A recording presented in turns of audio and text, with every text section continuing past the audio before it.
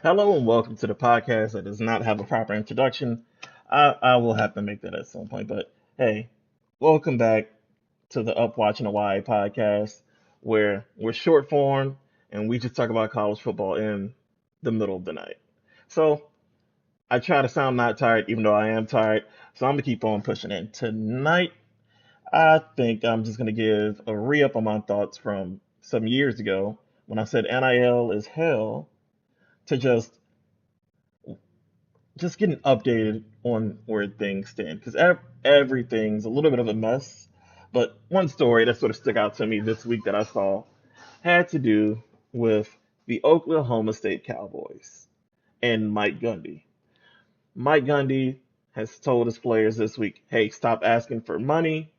Stop coming to him for more money and ask for more money," which I'm sure is not specifically a Oklahoma State nor Mike Gundy problem, but the Oklahoma State Cowboys have upped the ante, which for right now, we've just seen it with the football program because football is the first sport to get going, but maybe it'll continue to other sports. But for this season, the players on the field will have QR codes on the back of their helmet, which will allow people who scan those QR codes from their TVs or whatnot. I don't know if it'll ever be zoomed in enough for it to actually scan, but hey, I've seen it. I've seen QR codes work from a distance with a camera. But you scan the QR code in the back of the helmet, and it takes you directly to that player's and the team's general NIL fund. So if you see a guy make a play and they blow his face up on TV as they tend to do, get close shots in end zone, you could possibly just scan it right there on your TV and give money directly.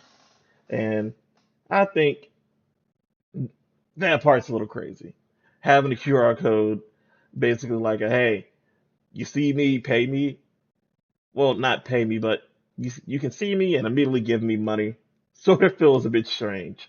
Especially, I mean, I'm only 31, but especially over the years of watching college football, where we're at now, it seems strange. I mean, I'm all for the players getting paid, considering when you know how much money the NCAA makes off of all these athletes, and their money's basically tax free, non-profit type stuff, and the kids never really got a cent outside of per diems for food, scholarship, and as they say, the real NIL, which is all the backdoor deals. Which I mean, for football was a very complex system, especially with Southern football using JUCOs and whatnot, and also in men's basketball was damn near the worst kept secret that they were paying.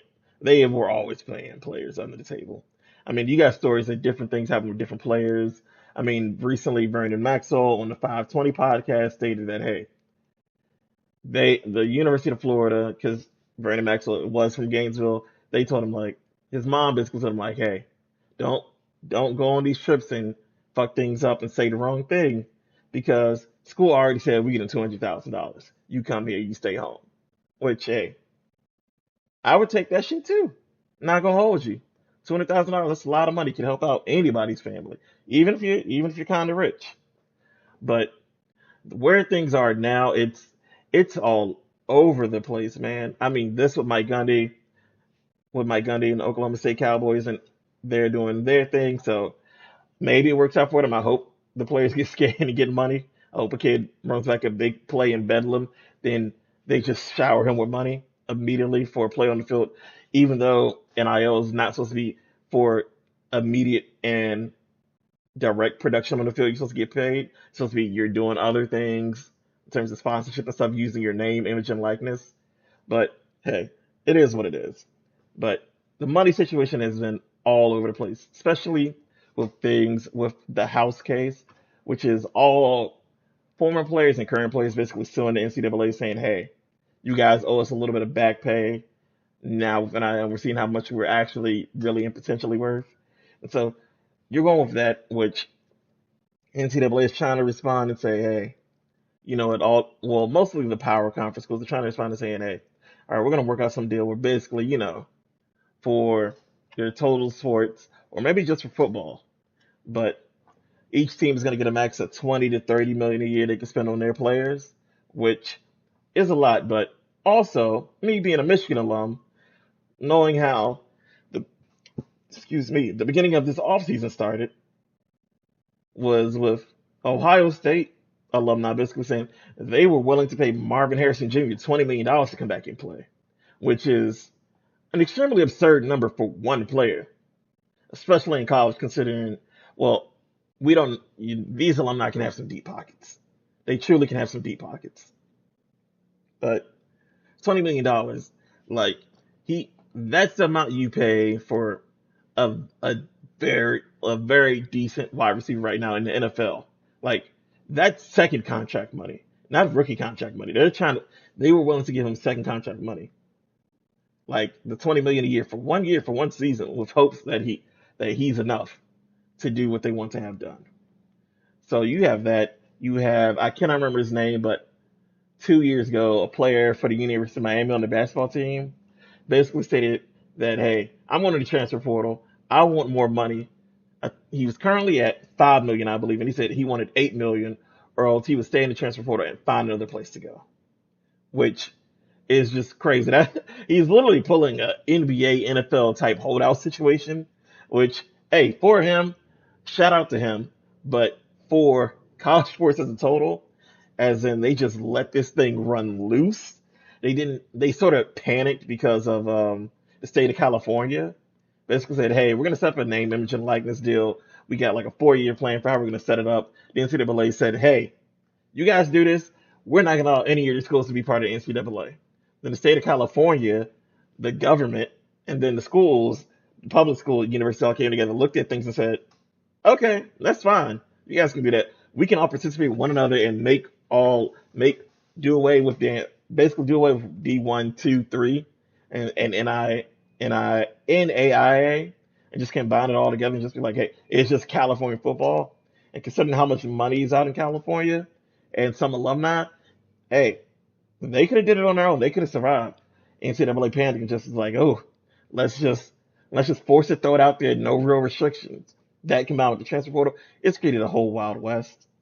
And it's a crazy situation. I want these kids to get paid for their production on the field, court, or, well, yeah, I think that's just about all we play on this fields and courts, or on the range, because there's collegiate air pistol, air rifle shooting.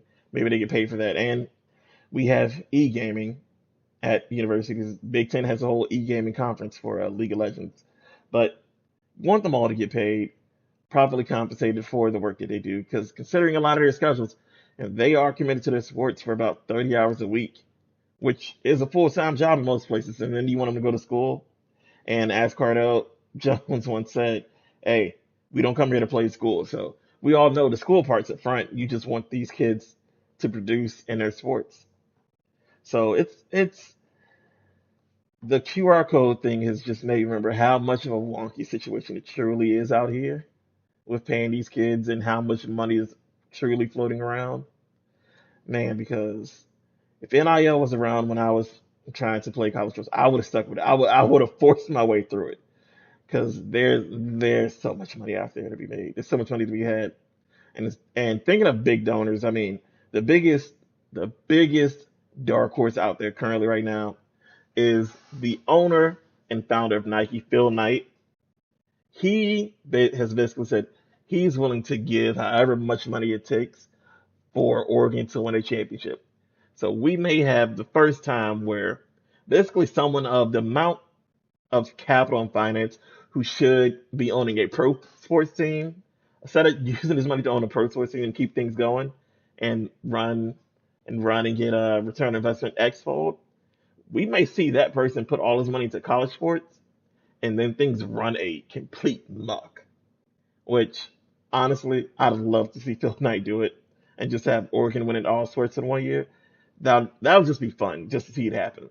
And just to see someone ruin college sports altogether by just throwing insane amounts of money at it that used to be under the table. Now it's like, hey, you can clearly just see it. But hey, those are just my thoughts on NIL spawning from seeing QR codes on the back of players' helmets. Hey, comment on this. Let me know what you guys think. OG Smurf, Ski Mask Smurfy. whatever you want to call me. I'm checking out. I appreciate you coming and listening to the podcast.